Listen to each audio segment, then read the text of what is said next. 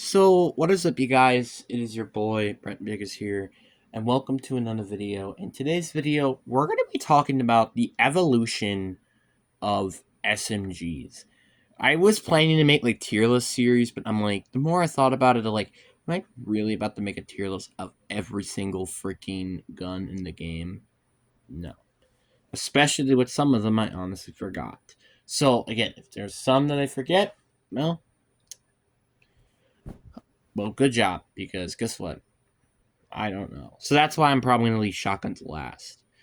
Um, Events will probably be just its own tier list video, I would say, but I mean, I guess really enough said. Let's just get into the video. But again, before we get in today, subscribe. We are getting on the road to 400 subscribers. It is free, and you can always change your mind later. But anyways, let's get into the video. So I guess we should start off with Chapter 1, I guess Season 1 through 4. Chapter 1, Season 1 through 4 were basically a few amount of SMGs. You had the Suppress SMG, the TAC SMG, and the Machine Pistol. All were the only SMGs back in the day. The TAC would easily be the best. The Suppress, was considered a nice silenced weapon. And the Machine Pistol wasn't really in the game for that long.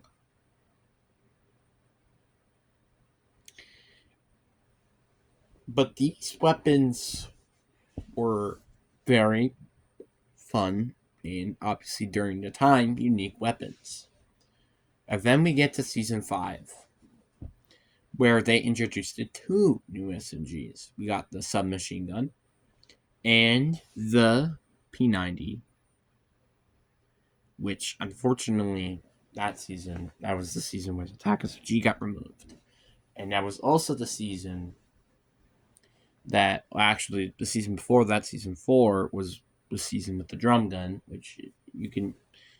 I guess I might as well include LMGs, but I'm not really going to include a lot of the LMGs, like the flat... So, just LMGs, boom. Light machine gun and flapjack, boom. Okay, and I'm not going to get any hate in the comment section.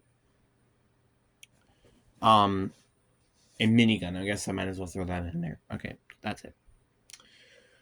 Well, I'll probably talk about the minigun later, but again, moving on. Season 4, late Season 4, and then Season 5 were basically the spray meta seasons.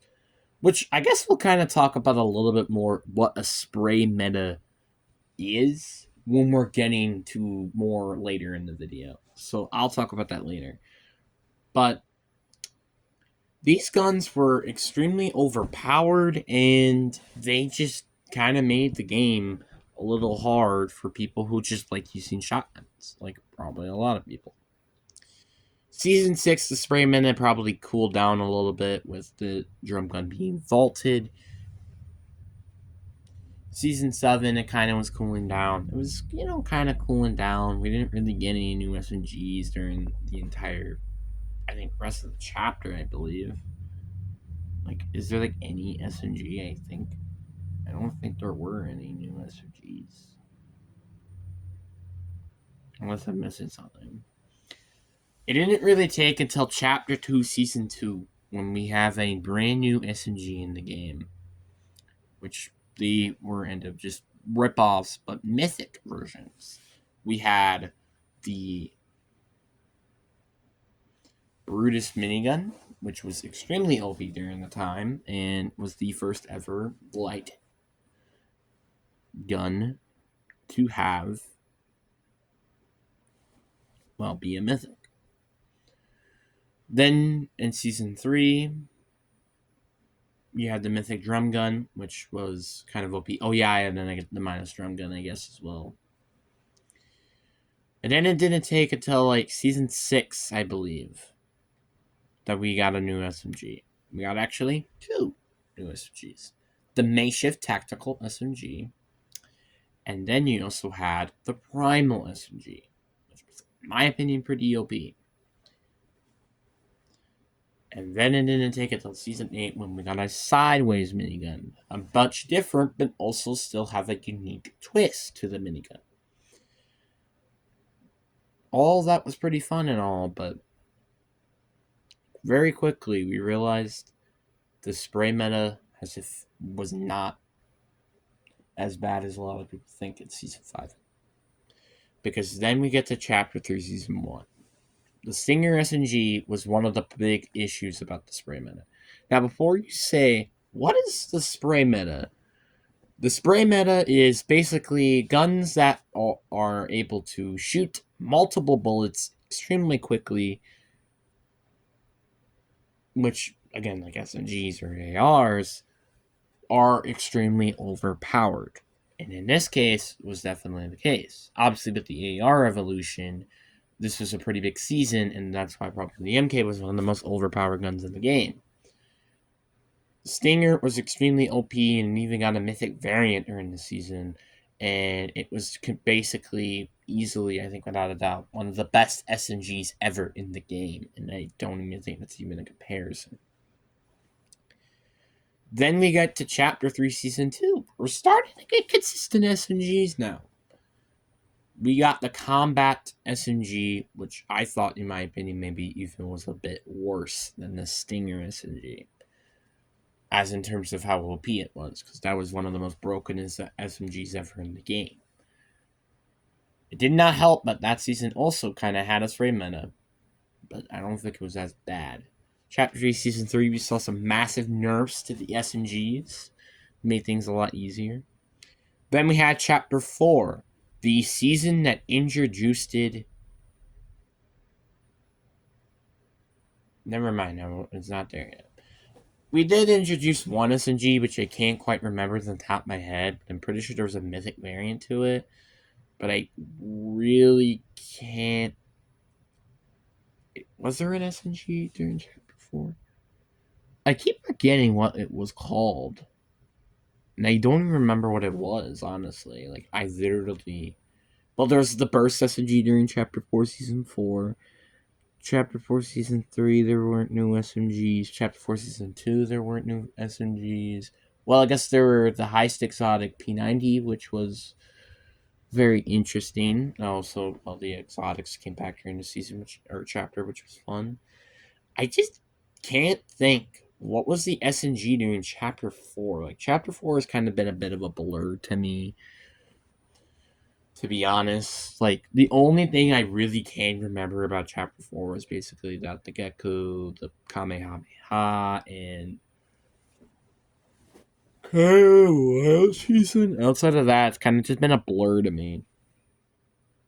Like, there's not a lot of things I remember.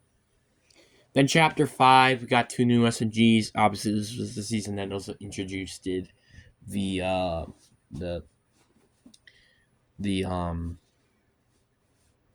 attachment system. There were 2 SMGs. One of them, I think, was actually pretty balanced. The other one is just not really usable. And then we have this season, Chapter 5, Season 3, which I'm pretty sure didn't introduce any other SMGs. Well, also Chapter 5, Season 2, the drum gun once again returned. But Chapter 5, Season 3, I don't think introduced any new SMGs. So basically, this was the SMGs meta. The meta was pretty balanced for most of the seasons, obviously, but you started to notice a little bit during the later portions of the time, which was like Chapter 3 and beyond. The SMGs were starting to be pretty overpowered. Like, for example, Season 1 and 2 of Chapter 3. Pretty spray meta. And also Chapter 1, Season 5 of spray meta. Arguably, without a doubt, I really do think that the SMGs have had a very interesting history. Because the SMGs are just like a gun that you usually may not pick up. Like, for example, like the ARs, which obviously when we get to the AR history, I usually ends up using an AR, a shotgun, and then a sniper. SMGs are worse range than ARs, farther range though than shotguns, but they don't do more damage than shotguns. They shoot faster, but they don't have farther range, and they don't deal as much damage as a shotgun does. SMGs are always very interesting, and they can always be they can be completely overpowered or just completely bad. There's also an SMG I also forgot to mention, which was something called the Rapid Fire SMG, which is the fastest fire SMG. I still think it's the fastest. And then you also had the Burst SMG, which was very unique, but it was also not that good. So, and not the one with the scope from Chapter 4, Season 4. Just saying that.